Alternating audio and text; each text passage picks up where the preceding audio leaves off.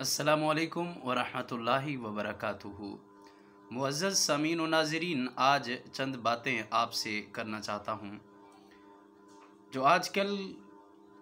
एक corona virus ने पूरी दुनिया के अंदर अपनी हलचल मचा रखी है और पूरी दुनिया उसके खौफ में मुब्तला है। तीन चीज़ें आपको बताना चाहता हूँ जिनके अमल करने से और जिनके साथ अपनी मजबूती जोड़ने से, ताल्लुक़ जोड़ने से हमें सिर्फ़ कोरोना वायरस से ही नहीं बल्कि तमाम मुसीबतों से छुटकारा मिल सकता है।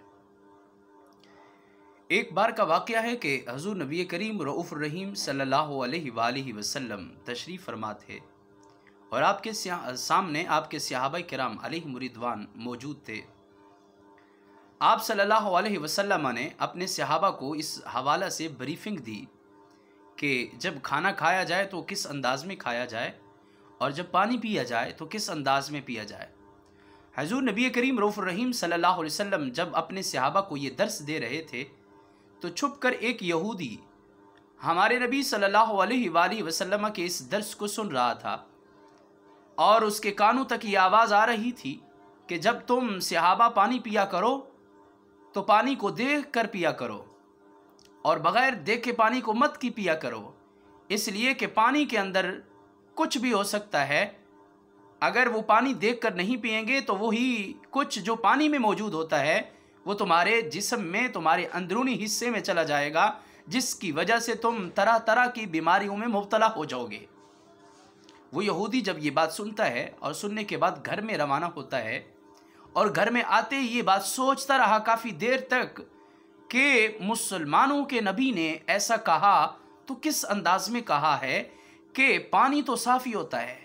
पानी के अंदर तो कुछ भी नहीं होता, पानी को फिर देखकर पीने की ज़रूरत क्या है, पानी साफ़ चीज़ होती है। तो इतनी देर में वो सोचते सोचते सो गया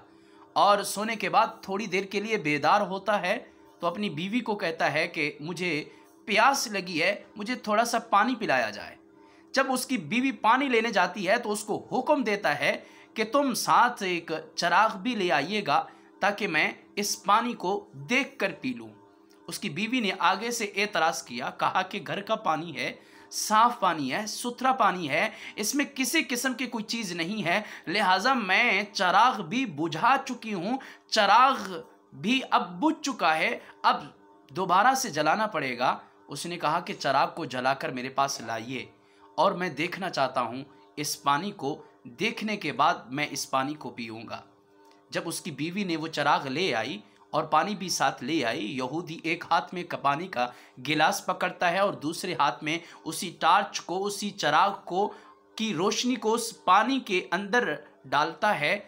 तो देखता है कि उस पानी की निचली सतह में एक काले शक्ल में मौजूद बिच्छू तैर रहा था।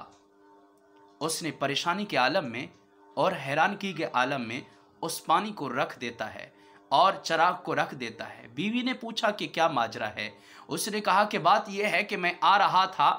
तो मुसलमानों के नबी अपने सहाबा को इस हवाले से, सफाई और सुथराई के हवाले से, पानी पीने के आदाब के हवाला से अपने सहाबा को ब्रीफिंग दे रहा था। तो उनमें से ये भी था कि जब भी पानी पिया करो तो पानी को देख कर पिया करो। तो मैं आज देखना चाहता था कि पानी के अंदर क्या होता है जिसको देखना ज़रूरी होता है। तो मैंने आज ये चिराग आपसे मंगवाया और देखा है तो इसके अंदर एक बिच्छू मौजूद था। वो वापस हज़ूर नबी करीम रऊफ़ुर रहीम सल्लल्लाहु अलैहि वसल्लम की बारगाह की तरफ लौटता है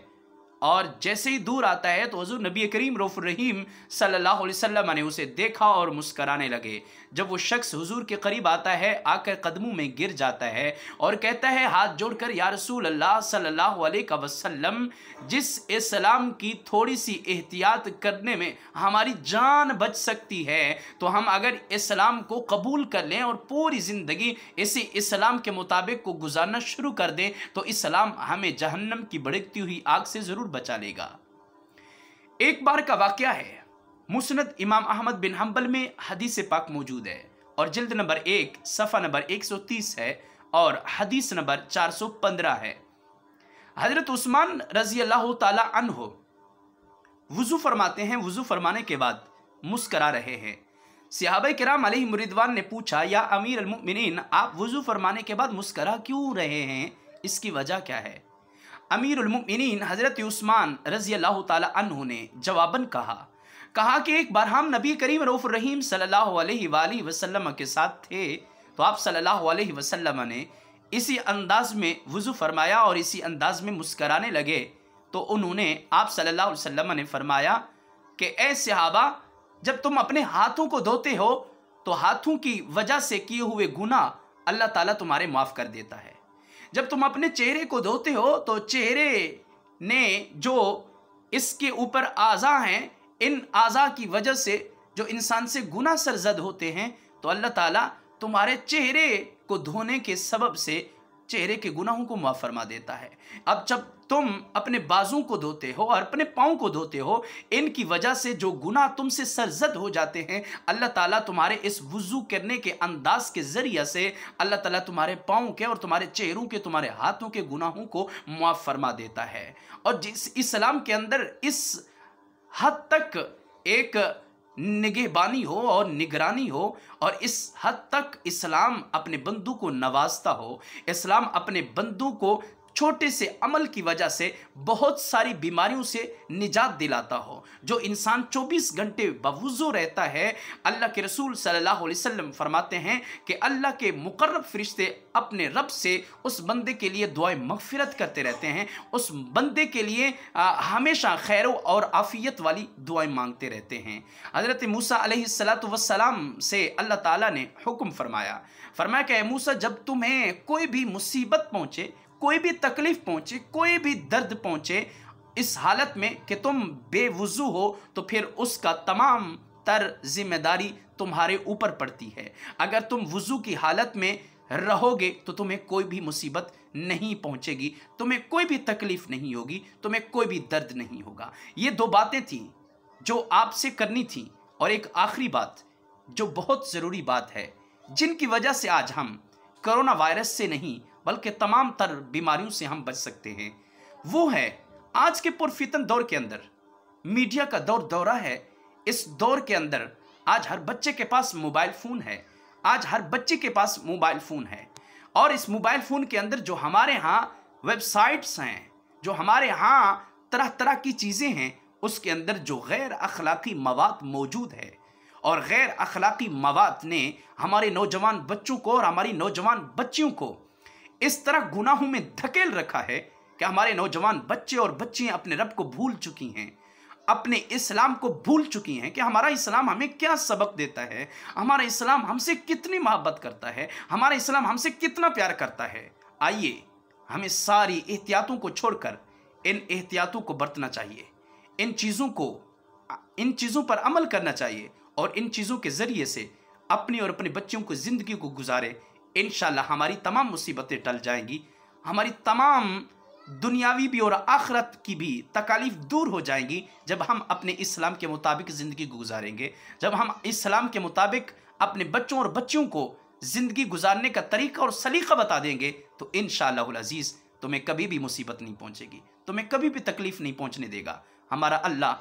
हमारी 70 माओं से भी ज़्यादा प्यार करता है। हमारा रब ये नहीं चाहता कि मेरे बंदों को तकलीफ़ हो, हमारा अल्लाह ये नहीं चाहता कि मेरे बंदे मुसीबत में मुब्तला हो जाए। लेकिन जो कुछ होता है हमारे अपने करतूतों की वजह से होता है, हमारी बुरी गलतियों की वजह से होता है, और हमारे बुरे अफ़ाल की वजह से होता है, जो आज हम करते हैं, जो आज हम अपने हाथों के ज़रिए से कर रहे हैं, अपनी आँखों के ज़रिए से कर रहे हैं, अपने कानों और ज़ुबानों के ज़रिए से कर रहे हैं, और अपने पाँव के ज़रिए से अपने रब को नाराज़ कर रहे हैं। लिहाजा अपनी हैत और अपनी शक्ल सूरत और अपना अंदाज़े ज़िंदगी इस तरह अपनाओ कि अल्लाह राज़ी रहे और उसका रसूल हमसे राज़ी हो जाए, तो हमारी मुसीबतें टल जाएंगी। मुल्की मुसीबतें और ये वबा जो आलमी वबा बन चुकी है, उम्मत मुस्लिमा अगर अल्लाह और उसके रसूल के अहकामात की पैरवी को शुरू कर दे तो इंशाअल्लाह तमाम मुसीबतें हमारी दूर हो सकती हैं। वस्सलाम व रहमतुल्लाहि व बरकातुहू।